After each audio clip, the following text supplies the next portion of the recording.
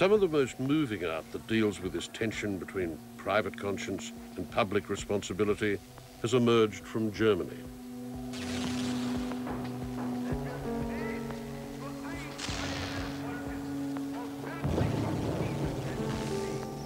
I decided to go to Berlin because it's this city that has most embodied the troubled nature of the 20th century.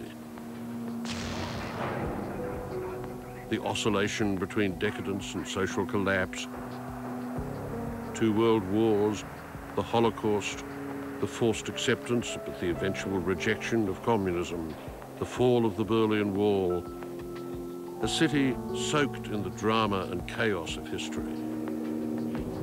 But should the artist deal with such a history?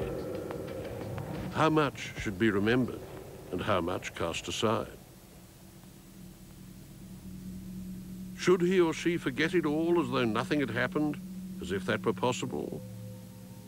Or should he confront questions of memory, identity, and nationality and test the moral imagination, his own and others?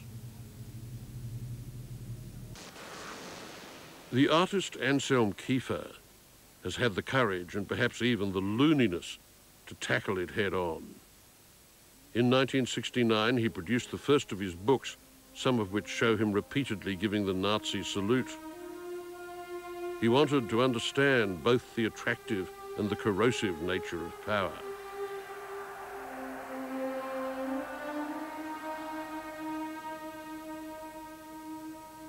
Kiefer probes deeply into the roots of German history and identity.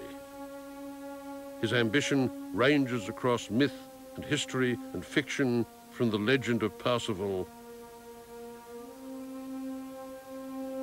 to the architecture of Albert Speer.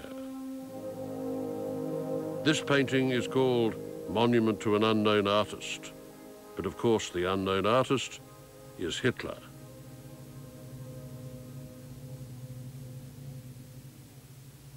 Kiefer's work covers an enormous terrain of cultural reference and pictorial techniques, and in the process he's tried to shoulder the content of tragic history and redemptive hope that so much recent art has tended either to trivialize or ignore. His use of materials gives his work power and resonance, whether it's names and numbers on bits of paper, or toy aeroplanes, or children's clothes. And these come together in a series of pictures that commemorate the most infamous event in German history, the Holocaust.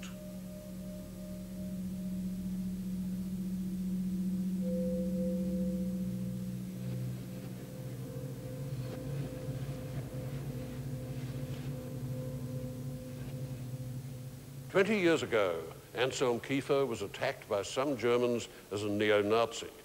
On the other hand, the State of Israel has honored him for his depictions of the Holocaust. The most humanly poignant cluster of images in his work is based upon a poem by Paul Celan, who wrote it in a concentration camp, and it's called Death Fugue.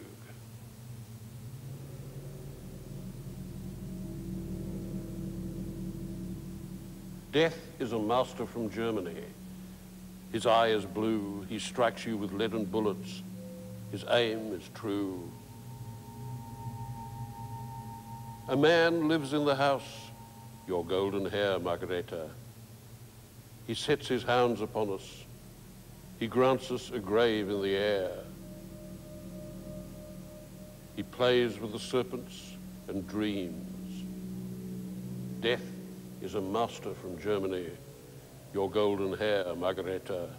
Your ashen hair, Shulamit.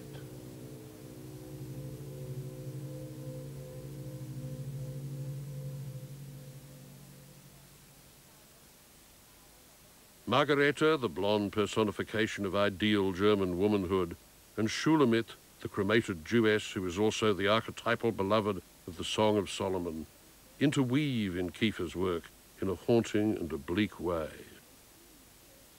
Neither is actually seen as a figure. Margareta's presence, like a motif in music, is signaled by long wisps of golden straw, while Shulamit's emblem is charred substance and black shadow. What can I remember? What should I remember? These questions run through Kiefer's work from the very beginning. His art sets itself against the sterile irony and the sense of trivial pursuit that infest our culture. It affirms the moral imagination